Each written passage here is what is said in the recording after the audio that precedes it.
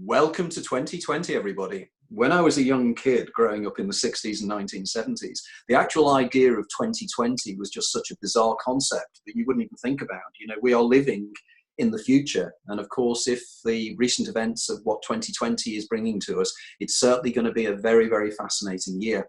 Now, I'm delighted to announce that we already have guests for every single episode, all 12 episodes this year.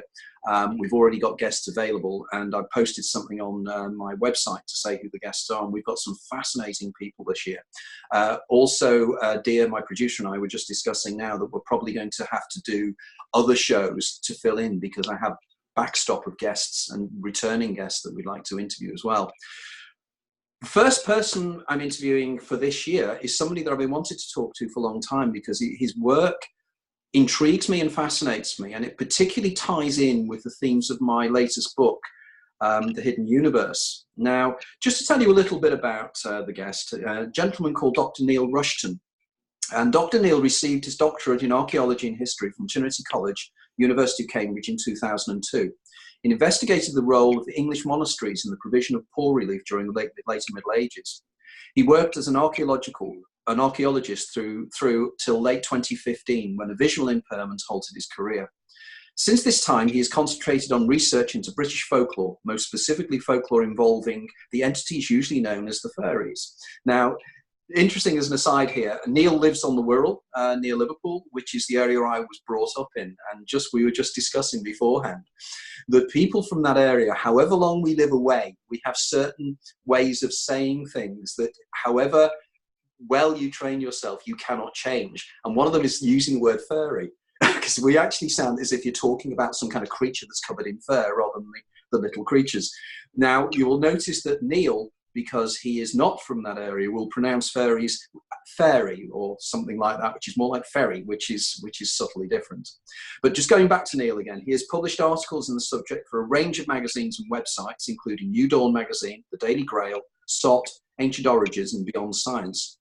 His blog site investigates the fairies from a range of perspectives and now contains about 50 articles. And do check this website out, guys, because it's got some fascinating articles in there. And this is https /deadbutdreaming.wordpress.com. We'll actually mention this towards the end as well. Also, it's fascinating. His first novel, Set the Controls for the Heart of the Sun, was published in 2016, and his second, Dead But Dreaming, is due for publication in the spring of this year. Neil lives in Wallasey on the Wirral. Now, I very much got the hints of Neil's novel here of self-controlled, Set the Controls for the Heart of the Sun, because it's a title of a Pink Floyd track. And I suspect that this novel has elements of whatever happened to Syd Barrett, who was, funnily enough, somebody we were only talking about recently in one of my group meetings. So without further ado, Neil, welcome to the show. It's great to have you on board. Thank you, Anthony. It's great to be here. Good. And how's the weather on the Wirral today? Awful. It always is. It's been awful for about 4 months, so no change there. It always is. It's a bit like Everton as well, isn't it? Don't go there. Don't go there. Yeah, absolutely. Because we're both Everton supporters. My first team is Tranmere Rovers, but we're also Everton supporters. So we were commiserating before about things, but things might be getting better. Right. Okay. We've done a little bit of a brief introduction. So what I'd like to do now is to go straight into the meat of the interview, really. And of course, it's talking about the Fae. It's talking about the hidden Commonwealth. It's talking about entities that we perceive in altered states of consciousness all around us. So in terms of yourself, I mean, when did your interest in fairy folklore begin and why? Okay, like you say, I got my PhD from the University of Cambridge in 2002, but I've actually been an archaeologist, trained as an archaeologist since 1992. And the PhD and most of my work in archaeology has kind of, it's kind of materialistic. It's just straightforward, straight down the line archaeology with some history thrown in. But soon after I started working as an archaeologist, I became interested in how other disciplines can be linked in to what we're doing as archaeologists. Most specifically for me, it was folklore, and it began, I don't know, some point in the 90s, late 90s, with this book here by a chap called Leslie Grinsell, and it's called The Folklore of Prehistoric Sites in Britain.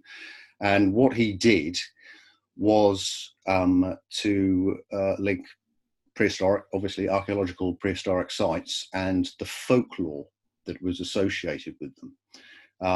And a lot of that book talks about how the fairies have interacted throughout history, specifically at these sites, and that really got my interest. And as soon as I read that, I have always attempted to integrate the folklore of these sites. I mean, that's prehistoric sites, the post historic sites as well, which have fairy connotations. So really interested in that. And slightly more unlikely, soon after reading that, I saw and read this book. Oh, yes. A classic book by Brian Froud and Alan Lee, the illustrators. I don't know where you can, I'm not going to show you the pictures. People are probably aware of it. And they wrote that book in 1978, and it was based on the folklorist's Catherine Briggs' encyclopedia of fairies. Her descriptions were turned into folkloric fairies. And there's something authentic about this book and the illustrations of Froud and Alan Lee. Alan Lee actually worked on the Lord of the Rings cycle with Peter Jackson doing a lot of the illustrations. It just got to me, and I thought, this is where the folklore can be taken into something that I can understand. And as we'll talk about a bit later, the kind of fairies depicted by Froud and Lee there, they have an authenticity about it. And well, we can talk about that a little bit later, maybe. And I do have to apologise to viewers that, I do have a visual impairment, as you say. So if you see my eyes flickering around, it is a little bit embarrassing for me. But if you can bear with me, of course, I'll do my best. So when my A site failed in 2015, I had to leave work my work as an archaeologist, and I decided to throw myself into, I guess, an investigation of the fairies, starting the blog site, which you kindly mentioned, and attempting to just bring something new to an understanding of what they really are. Now, while this has to include a deep reading of the folklore, you've got to know the folklore. You can't just look at Brian Froud's fairies and think everything about the fairies. You've got to have a deep reading of it. And I was never just wanting to investigate them from a position of, cultural imperialism, where a folklorist might collect and interpret the stories, but always have the implicit assumption that they were, simply fossilized parts of a belief system from past times. I've come to think of the fairies as much more dynamic phenomenon, partly through my own direct experiences, which I hope we can talk about, and partly through the continuing number of experience by people reported all over the world. So some of these people will be mystics, clairvoyants, theosophists, etc. But many people have fairy experiences out of the blue and find them difficult to correlate with their usual version of consensus reality. So I guess it's a nuanced phenomenon, one that certainly since I started writing about it in 2016 has begun to attract more and more attention from a range of researchers, not just folklorists, but a range of esoteric writers. So that's where I am now, and I wouldn't say I've swapped from being an archaeologist to a folklorist, and I've certainly never collected a folklore story in my life. So I can't call myself a folklorist, but this is where my future interests lay, I think. Okay, because one of the things that I was very intrigued with when I was doing research for my book, The Hidden Universe, I was very intrigued as to how, over time, the way in which the overall phenomenon of fairy encounters and fae encounters seemed to be fairly consistent. And then suddenly it started to change around about the 19th to 20th century, when suddenly there was a nuanced change in terms of the whole thing and the way people were perceiving them. What's your opinions on that? Can you tell us a little bit about how this has developed over the centuries and where it's moved to? Yeah. Well, someone like Graham Hancock, who I'm a great fan of Graham Hancock and his work, in his 2005 book, Supernatural, he suggested that prehistoric Paleolithic cave paintings were perhaps, I think he used the term, the earliest folklore.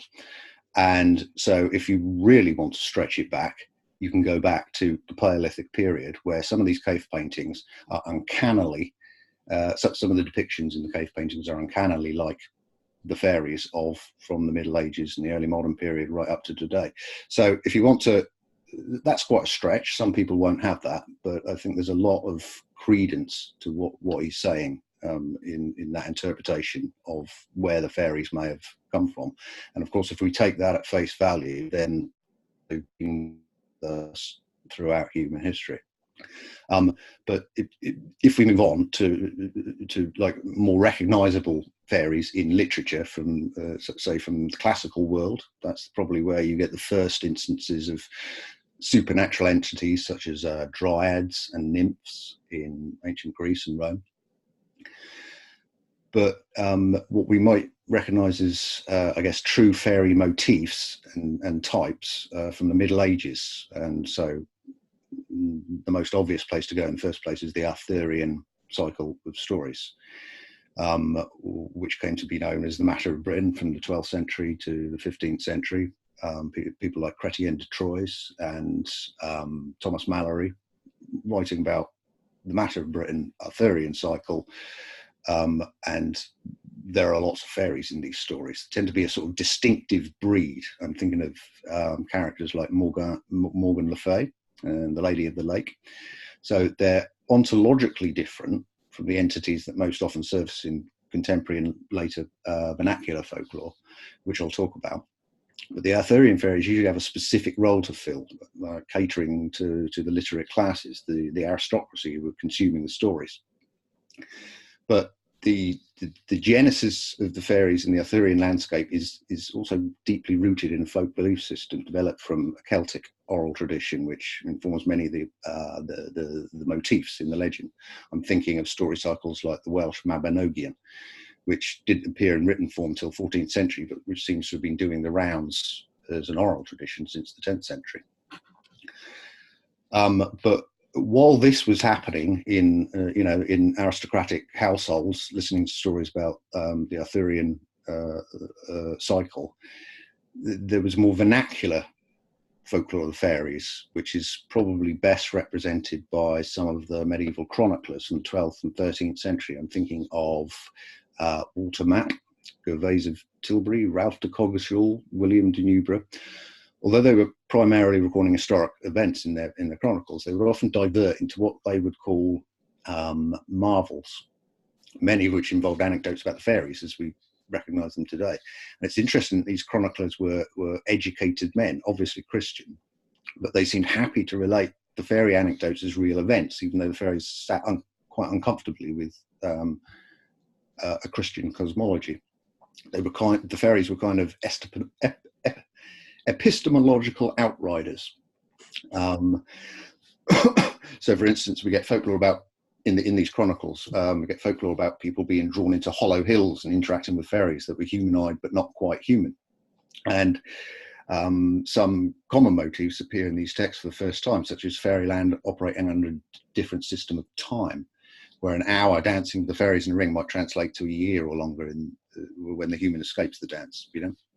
That's actually one of the most common motifs in structured narrative folklore, and the more anecdotal accounts in the Middle Ages through to the 19th century and even beyond.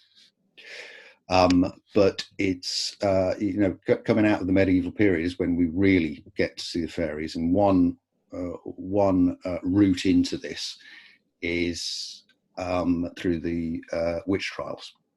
The record of the early modern witch trials, mostly from the 16th and 17th century, there are some earlier, where the witches on trial rather ill-advisedly would be talking about their familiars. Often these would take the shape of sometimes animals, but as often as not, they would be what we would recognize as fairies, helping them travel to other worlds, often after taking certain substances to alter their state of consciousness. And and doing so with a familiar. This usually worked out badly for them in these courts. But the records, they give us a great insight into this. And I think probably the best writer on this that I've read is someone called Emma Wilby. And she was talking, she talks about the witches, she calls it the shamanistic hypotheses, where the witches were carrying on a pre-medieval shamanistic tradition in Europe, under the radar kind of thing. But there are other ways we can get to these early modern fairies. One of my favourites is the Reverend Robert Kirk's The Secret Commonwealth, which you've written about in your new book. This was written in 1691, not actually published until the 19th century. But he describes, he was in a place called Aberfoyle in Scotland, and he describes people around him with the second sight, clairvoyance, whatever you want to call it. And they were the ones who were interacting with the fairies. And as we'll talk about a bit later on, it's very interesting that there's very little materiality to this. These beings were non-physical beings that people with a second sight were able to see and interact with at some level. So there are lots of other sources from the early modern period, but those are two, just to give you an idea of where we're getting this information about the fairies at this time. But it's not until the 19th century and early 20th century that folklorists go out and systematically collect the material that has been there as an oral tradition for centuries, probably from the medieval period. Perhaps my favourite of the, I could list off all these folklorists, but just to focus in on one, is called W.Y. Evans Vence, who I know you're familiar with. And in 1911, he published The Fairy Faith in Celtic Countries, where he'd travelled around Scotland, Wales, Cornwall, Ireland, Brittany, and collected the testimonies of the people. And it's a dynamic book.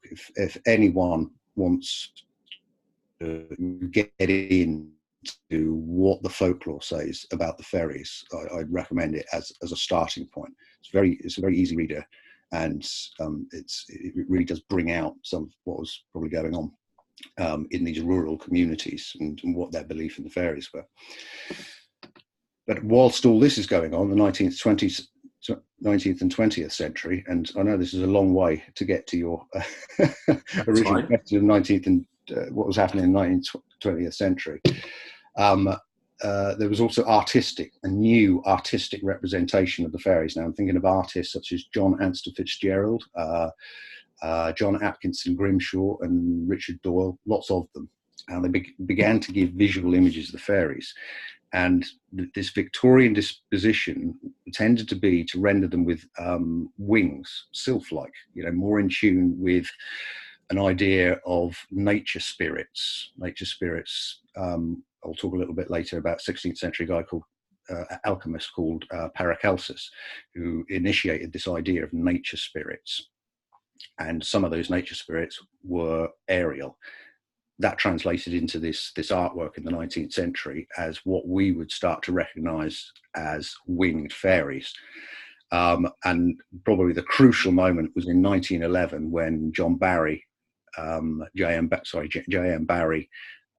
published Peter and Mary, Peter Pan, and introduced the character Tinkerbell, who most people will think of as a typical fairy. And from that point on, that's probably what most people would, through the 20th century, thought of as a typical fairy. So there are sort of streams of cultural ideas about the fairies here. You know, you can go back to the cave paintings, the classical tropes, the structured narrative fairy stories, the anecdotal folklore of the Middle Ages and the early modern period, but also an amalgamated idea of nature spirits with the folklore, giving rise ultimately to, you know, that Tinkerbell-like fairy. And as I say, if you ask, until through the 20th century, to the later part of it, if you ask most people what they thought a fairy was, they most likely describe a winged Tinkerbell type. But I think this is beginning to change, most especially since the advent of the internet, I guess, and more widespread availability of anecdotal entity experiences. So this modern data usually has a different tone to it than the folklore collected in the past, most especially as it tends to be personal, direct experience, rather than what the tendency in the past was to talk about events and experience that happened to previous generations. That's how the folklore tends to work. So, you know, if you want to go on to some themes about modern fairy encounters now, is this a good time? Yeah, well, one of the things that clearly, because you know my own personal interest in this, is the implications for this for such phenomena as alien abduction, DMT encounters, Terence McKenna and machine elves, these kind of things. So how does that work within this? Are they actually archetypes, or is there something more going on here? Because it would be useful to just talk for a few minutes about how it has changed in the last 50 or 60 years. And what this may be telling us? Yeah, no, absolutely. I mean, I'll come specifically to those issues of altered states of consciousness. But if you can just allow me just to give you an idea of what might be going on, please, in late 20th, 21st century, because I think a really good place to start is a census or a survey carried out by something called the Ferry Investigation Society. There is such a thing. It's run by a chap called Simon Young, an academic. And in 2017, the census went out, and when it was published, there are over 500 testimonies of people claiming to have encounters with fairies.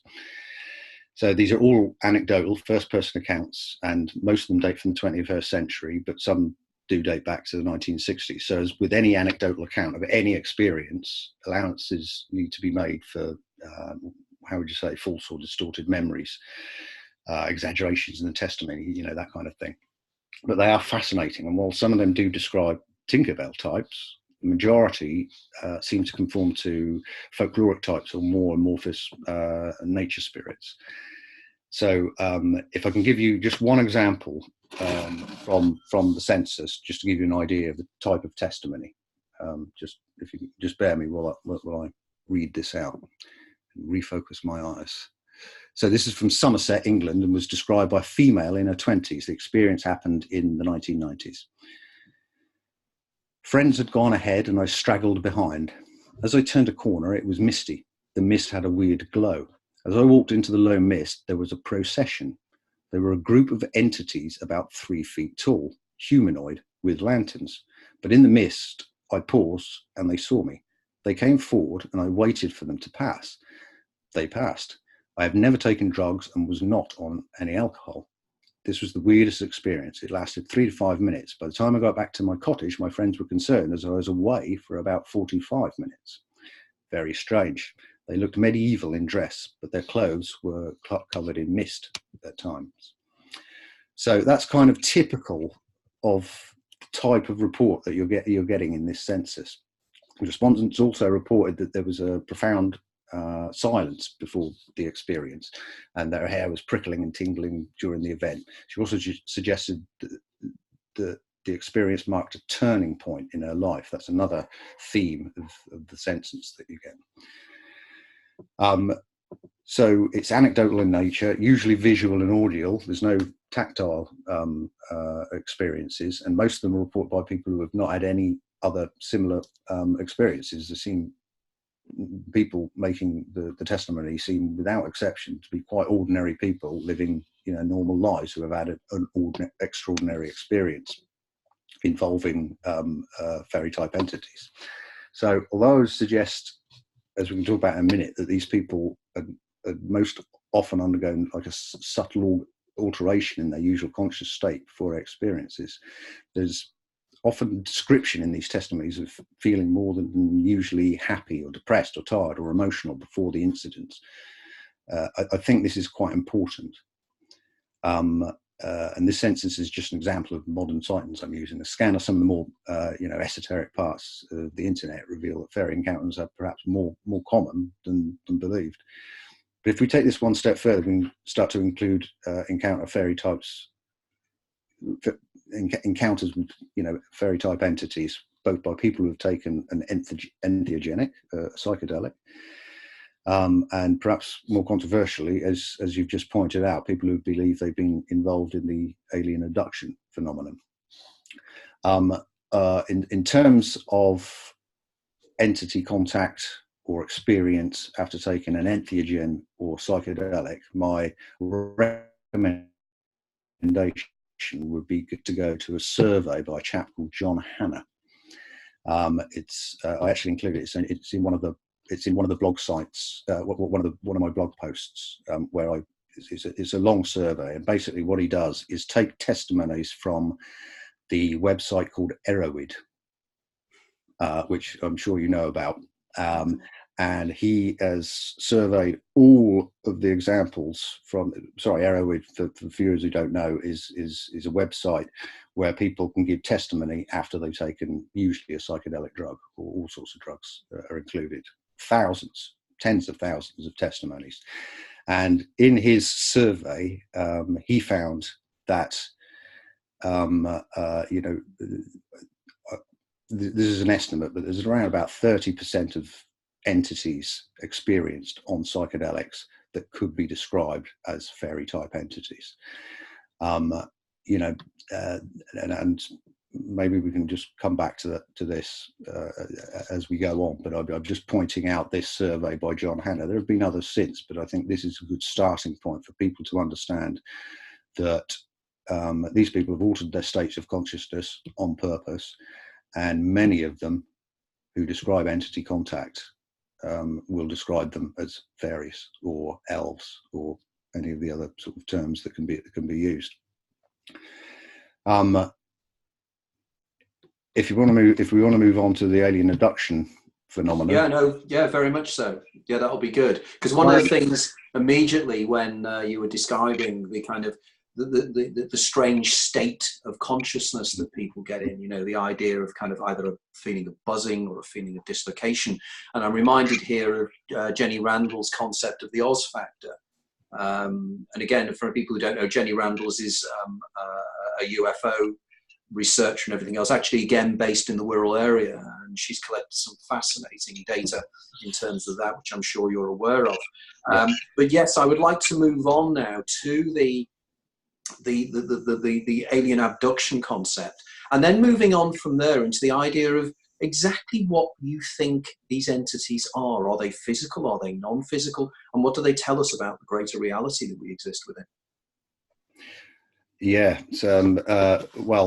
Well, first off, while I remember that it's at my side, this is probably the book, the original primer to understanding how the alien abduction phenomenon may be related to incidents of fairy contact. So sorry, I'm showing you the book, not talking about it. It's Jacques Vallée's Passport to Magonia, which was first published in 1969, I believe, 68, 69. Yeah.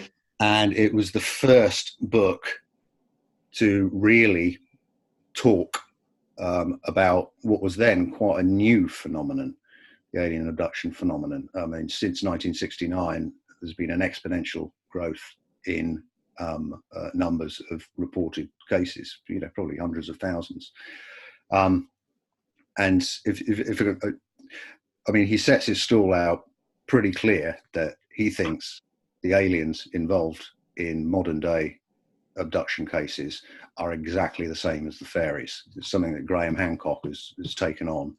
And there's a recent book published last year by a chap called Joshua Cutchin, talking about this exact same thing. But if I can, again, just read a short quote from Jacques Vallée, just to give viewers who are unfamiliar with the work an idea of exactly what he thinks. He says, "The modern global belief in flying saucers and their occupants is identical to an earlier belief in the fairy faith.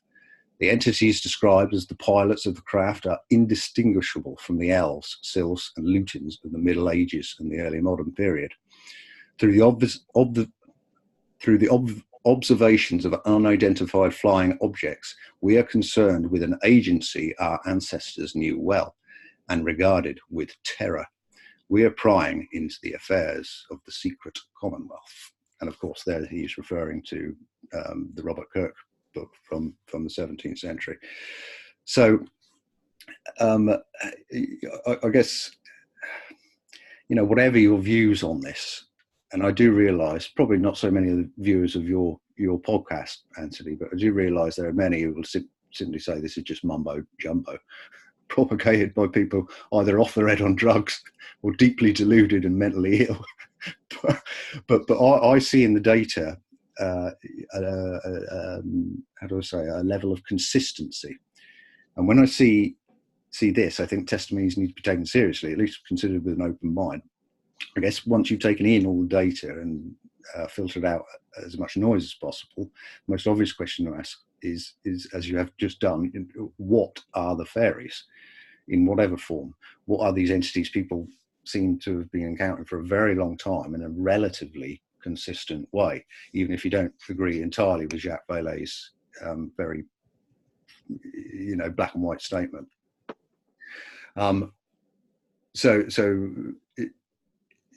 Well, what are the fairies? Can I go back for a moment to the census, Area Investigation Society?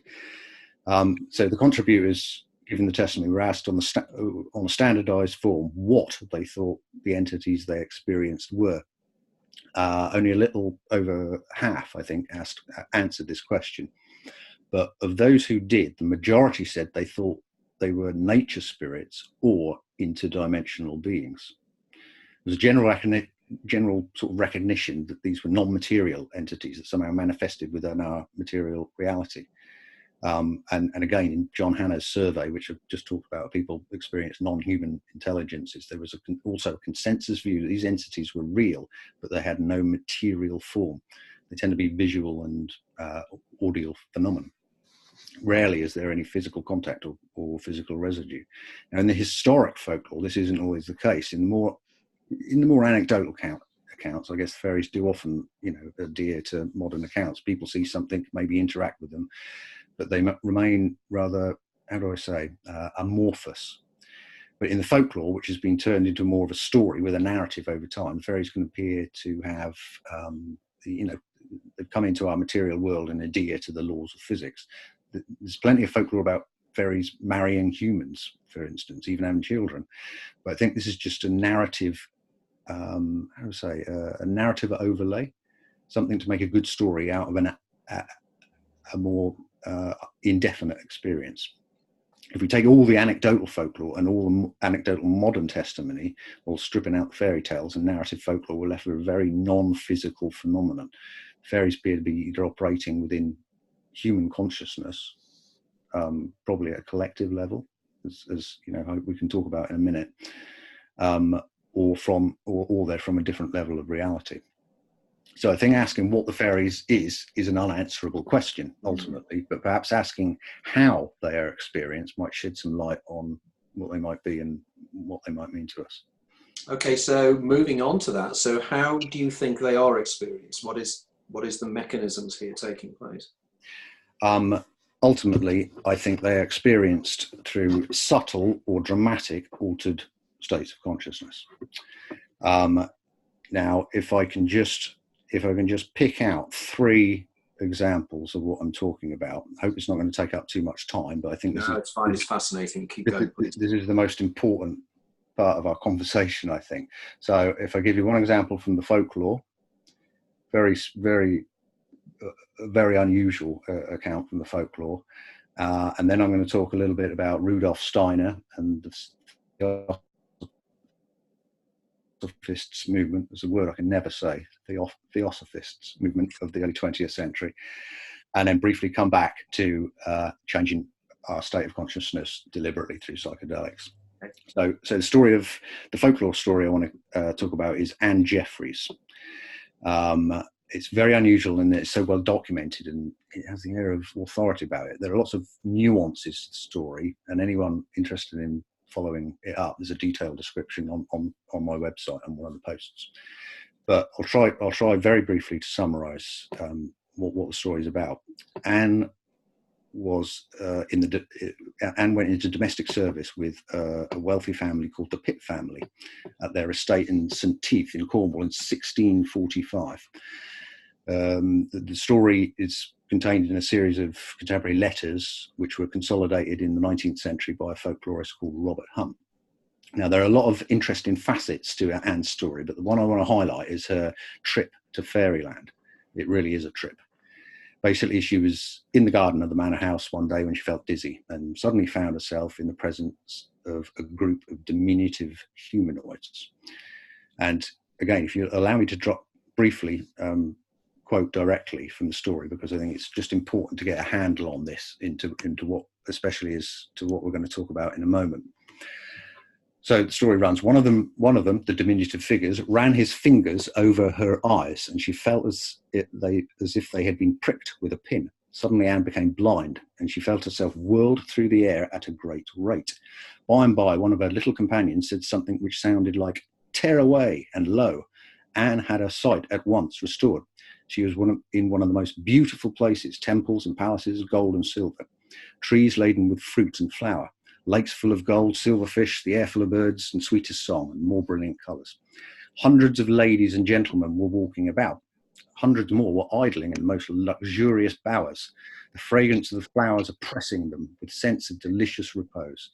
Hundreds were also dancing, engaged in sports of various kinds. Anne was, however, surprised to find that these people were no longer the small people she had previously seen.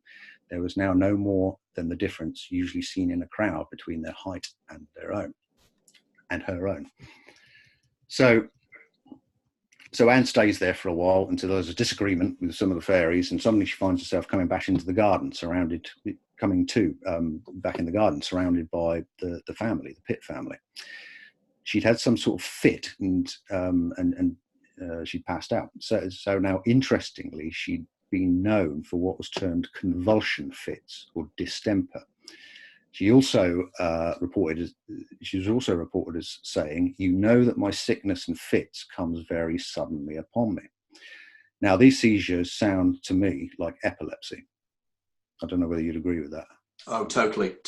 Very quickly here, I would suggest if anybody listening to this, I've interviewed on a couple of occasions now a gentleman called Myron Dial on this show. And Myron experiences temporal lobe epilepsy. And when you were describing the Anne Jeffreys case, which I'm very aware of the Anne Jeffreys case, immediately it was resonating with me to say this is very similar to Myron's experiences with Zelcom. So yeah, it's absolutely the classic of what I consider opening the doors of perception here. The doors are opening and alternate realities are being perceived. Well, I'm in total agreement with you. You know, temporal lobe epilepsy there's a variety of transcendent mystical experience, including the alien abduction phenomenon, as you know. A writer called Clifford Pickover. Clifford, yeah, I know Clifford. So he summarises these experiences. Sorry, very short quote. He says, people with frequent bursts of electrical activity in their temporal lobes report sensations of flying, floating, leaving the body, as well as other mystical experiences. So, you know, the onset of an epileptic episode often includes a tingling or prickling in the eyes, loss of vision, as reported by Anne after the fairies crawl into her garden. So here's an example from folkloric record of someone experienced non-human intelligent entities in a very realistic way, while her body was evidently in a catatonic state. If we can at least, you know, consider the possibility that this state of consciousness was caused by temporal lobe epilepsy, we can see someone having a real experience in a subjective way by her consciousness being altered. There was no physical reality to a situation, but her consciousness was able to involve itself in an intensely real experience. Of course, there are elements here, aren't there, when you think about this as well? You know, it's like the classic out-of-body experience. It can be paralleled with the near-death experience.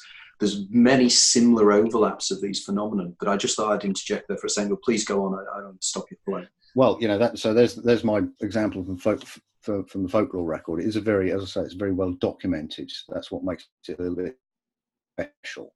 You know, it's a good one.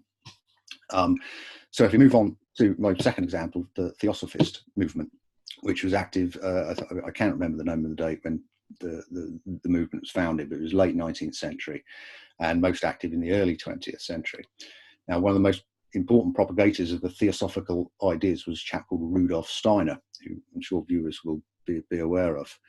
So he was active in the first few decades of the 20th century, and one of his main contentions was that we can contact and interact with non-human entities by way of clairvoyance, much in the same way as Robert Kirk was talking about people with the second sight in 17th century Scotland. So he took his lead from someone who I've already mentioned, the alchemist Paracelsus from the 16th century, who first termed these entities nature spirits. So you've got the sylph of the air, the undine of the water, the gnome of the earth, and the salamanders of fire. Steiner took this and worked with it. And I know we haven't got time to get in a conversation of, you know, are the nature spirits fairies? But I think it's reasonable if we allow broad, how do you say, epistemological remit to non-human intelligence. I think we can allow that what both of these people were talking about were fairy-like entities. So Steiner usually termed them elementals, living in an elemental world. And for him, clairvoyance was the crossover technique to contact them and put yourself in their world. It's sort of meditation to alter your consciousness, if you like. He thought all humans have the ability to attain this, but for whatever reasons, many of us have lost. So again, sorry to be quoting people at you Fine. at their intervals, but it's important. I don't want to mangle their quotes, and they say a massive amount of exactly what we're talking about. So in one of his essays about nature spirits from 1911, he says this about how to gain access to the elemental world. A person must transform their usually passive thought forms into something more dynamic. In normal consciousness, thoughts allow themselves to be connected and separated, to be formed and then dismissed. This life of thought must develop in the elemental world a step further. There, a person is not in a position to deal with thoughts that are passive. If someone really succeeds in entering the world with his clairvoyant soul, it seems as though his thoughts were not things over which he has any command. They are living beings, the thoughts. You thrust your consciousness into a place, it seems, where you do not find thoughts that are like those in the physical world, but where they are living beings. This is, I think that's a profound statement by Steiner. He seems to be suggesting that if we learn how to alter our state of consciousness from its usual passive state, we can unveil a reality that exists alongside us, where we might find, an ulterior form of intelligence. And which we might call fairies or nature spirits or elementals. And there are certainly many people in history and modern world who claim this is perfectly possible. You don't need to be an adherent of theosophy. Which takes us to my third example. I hope we're not running out of time. No, we're fine. We've still got 15 minutes. Right. So, and this is a special thing for me. In what it says about the fairies and non-human intelligences. And it's about people who've purposely consumed entheogenic psychedelic compounds. So we've talked about the survey by John Hanna, but there's a burgeoning amount of material on the internet, which you know about, Anthony, and in publication about people who've taken a psychedelic and experienced non-human intelligence, some of which we could call fairy-type entities. Now, exclusively, there's no question of any of these people having the experience in the physical world. Their physical bodies are prone during the experience, but what their consciousness experiences is super real. You know, for anyone who hasn't taken a high dose psychedelic, this is difficult to comprehend. They'll be liable just to write it all off as a hallucination with no real component. One of my favorite studies is Dr. Rick Strassman's study. You know, it's the classic study of DMT, dimethyltryptamine, which is sort of the royalty of psychedelics, as I believe Terence McKenna calls it. And this was a 1995 study with about 50 people who were given high dose DMT and basically went into other worlds in a very, very super real, cogent way. And their experiences of that consciousness experience were put into the book, which I forget the name of. DMT, the spirit molecule. Spirit molecule, exactly. Fantastic book. And a lot of these entities were fairy-like. I'd say about 50% could be classed as possible fairies. So there you go. You're undergoing an altered state of consciousness. You're not leaving the bed. You know, they were in the hospital bed in New Mexico. No doubt about that. Where did their consciousness go, and what did they experience when they had this super real? Without exception, when they came back from these experiences, these people, it was more real than this. There was no way this was an hallucination or a dream. It's something else. And here, sure enough, they experienced the entities. So I think a useful way of, you know, what were they then? What were these people experiences? Going back to Anne Jeffries, the Theosophists, these DMT studies, people in John Hanna's survey, they're altering their state of consciousness, they're experiencing something else. And I always go back to a favourite author of mine, David Luke, who I know you know, who he investigates non-human intelligence, mostly after psychedelic use, but not always. And he has a 3-part interpretation for what this might mean when a person alters the state of consciousness and experiences these entities.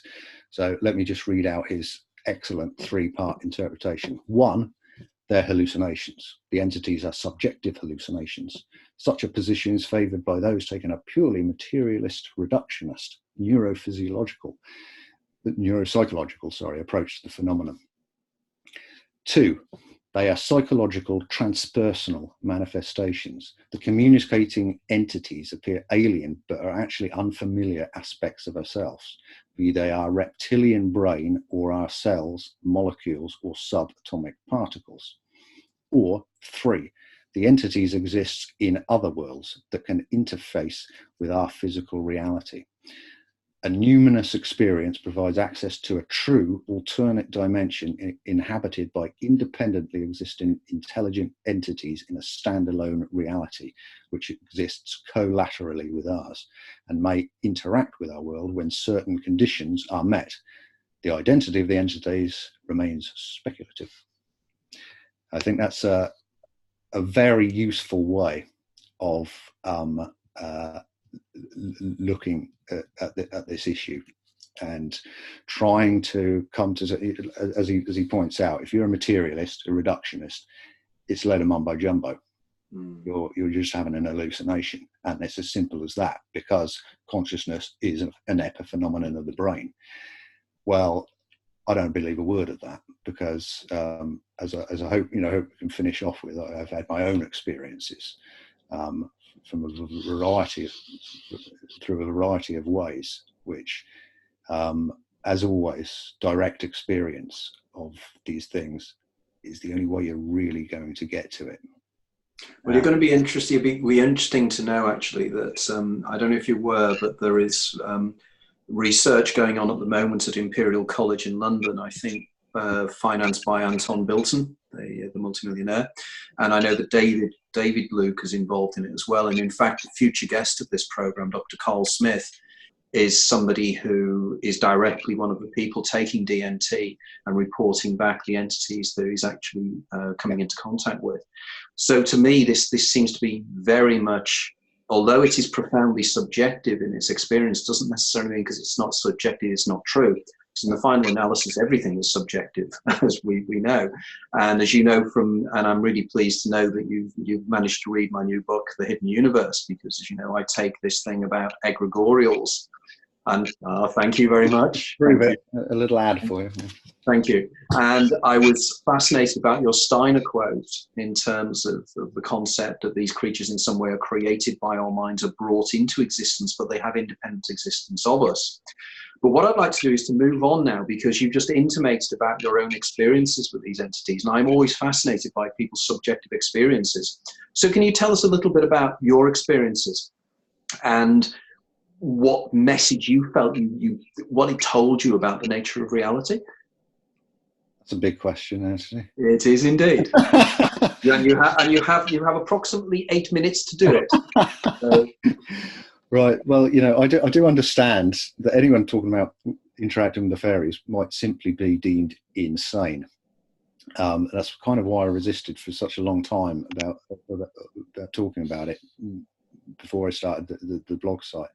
But I guess my own experience is threefold. The first time the first time I experienced a fairy was when I meditated in West Kennet Longbarrow in the late 1990s with a friend. And now I may have been predisposed to this, but the fairy entity, which I guess you could say I was in a hypnagogic state, on the edge of sleep, hadn't taken any drugs, was just meditating, and basically a fairy came out of the wall.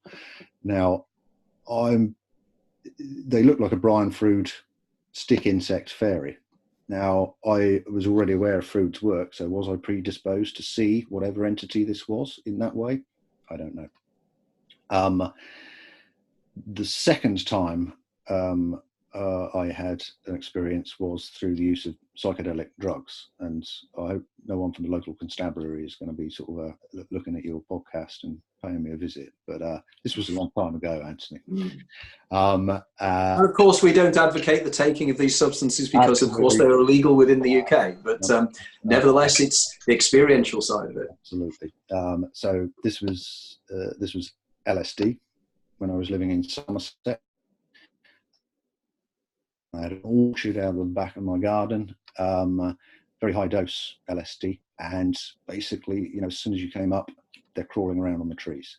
Now, there was a kind of what I would call telepathic contact with these beings, which again were Froud-like.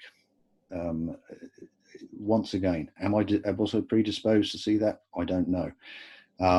But that lasted for about 5, 6, 7 minutes. And it profoundly changed my outlook, more than the West Kennet incident. When I came down from it, it was, this world isn't what I thought it was before. And, you know, if you're looking for a message, a meaning, maybe that's it. Maybe these entities are simply here to make us realize that this material world is not all.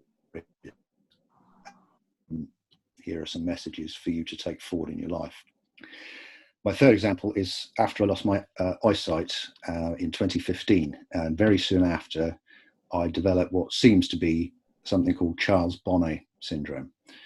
I'll very quickly read out the standard NHS description of Charles Bonnet syndrome. It's a condition sometimes termed visual release hallucinations experienced by people who are losing or have lost their sight. It involves seeing things which are not really there, having visual hallucinations. The hallucinations are most marked in low light when relaxing, and are often complicated scenes involving faces, children, cartoon characters, and wild animals. Well, I disagree profoundly that these things are not really there, because when you have Charles Bonnet syndrome, and this has happened to me over the last 4 years, almost on a weekly basis. Sometimes it go weeks without, but these beings which come into the peripheral of your eyesight, what's left of my eyesight in my right eye, are profoundly real. And once again, they take the form, usually in a slightly cartoonish way, of Brian Froud's fairies. Wow. Again. am I predisposed to see this? Is that what they really look like, or how they're just appearing to me?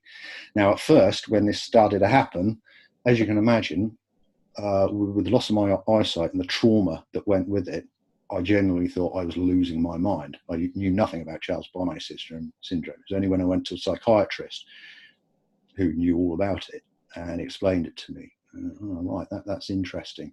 And from that point on, I've just seen it as an interesting experience, nothing to be frightened of. These characters, unlike many of the folkloric fairies, are never malevolent. The folkloric fairies can be malevolent bandits a lot of the time. People were terrified of them and they were to be avoided. There's a benign nature to these visuals. So, for instance, if I'm feeling particularly anxious or depressed, they will always be saying to me something along the lines of, "Don't worry, it'll be okay. Just relax. Things aren't so bad." That kind of thing, with with telepathic promptitude. That's how it happens. And of course, that's the other thing. Not all people with Charles Bonnet syndrome have audial voices. It will just be a visual thing.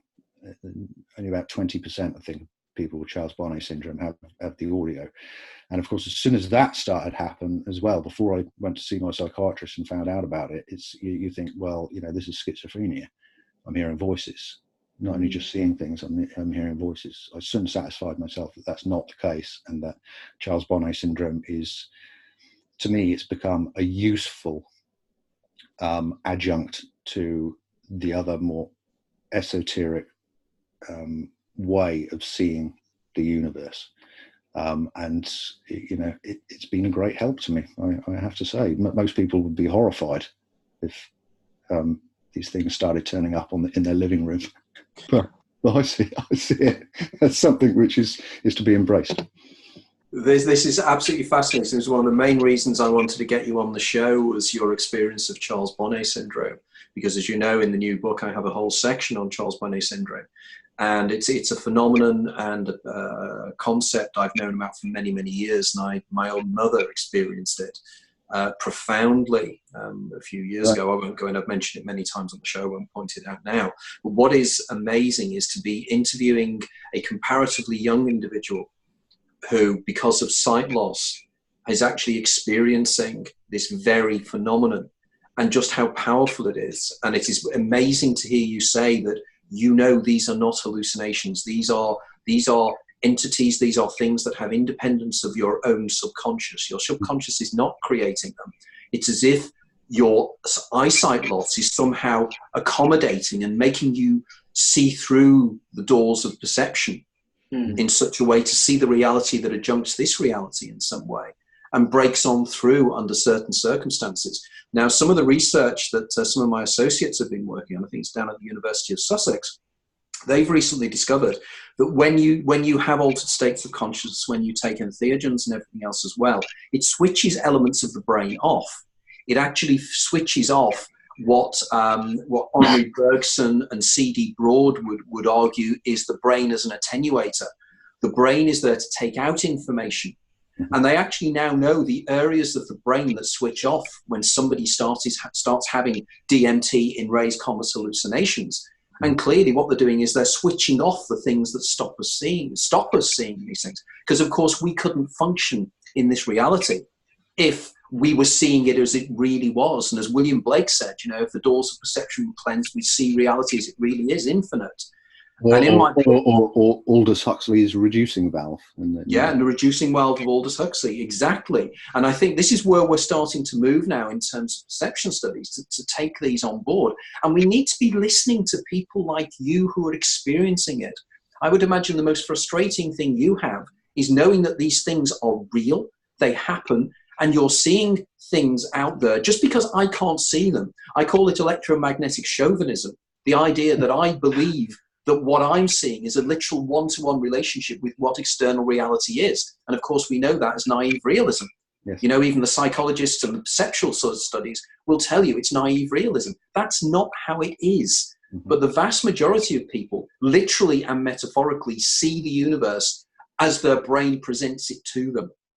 And it's people like you that are opening the doors of perception. And it's people like you with your academic background, with your approach to it, that is so refreshingly powerful. And I think this is why your Dead But Dreaming website is so, so important. And I want people out there who are listening to this, get onto Neil's site, contribute to it, and listen to what he's actually saying, because this is profoundly important. So we're coming to the end of the interview, and all I can say is I found that absolutely enthralling. I really, really enjoyed this interview. It's a great start. You're going to be a great act to follow for everybody else for 2020, because this is going to go down as a classic. Really, really classic, and particularly the last 15 or 20 minutes. And I'd love to have you back on again to go into more about Charles Bonnet syndrome as well. But as always, we've run out of time. So please, again, reiterate where people can contact you. I've posted something on Instagram. I'm posting something on Facebook. So if people want to contact you to talk to you about their experiences and about your experiences, can you please let us know now? That's the Dead But Dreaming website is the best place to go. It's deadbutdreaming.wordpress.com, or you can just search for Dead But Dreaming. It usually comes up at the top. And that has my email. You can contact me on the site, but it also has my email. So if anyone wants to contact me privately, they can do it. Okay, and as a final point, your new book, Dead But Dreaming, is due out spring this year as well. Yep, hopefully either April or May. Slightly confusing to call the book the same as the website, but there'll be. It's not a fantasy adventure, but there will be fairies involved. Wow, this sounds so exciting! I have to source a copy of both your novels, I think, because I'm really keen to read them, particularly because we'll then get you back when I've read them, maybe next year, because that will be really, really cool. So wonderful. Neil, thank you so much for joining us. So, gentlemen, this is, ladies and gentlemen, it's Dr. Neil Rushton. So all I can say is thank you very much for an absolutely fascinating interview. Thank you. Thank you, Anthony. Cheers.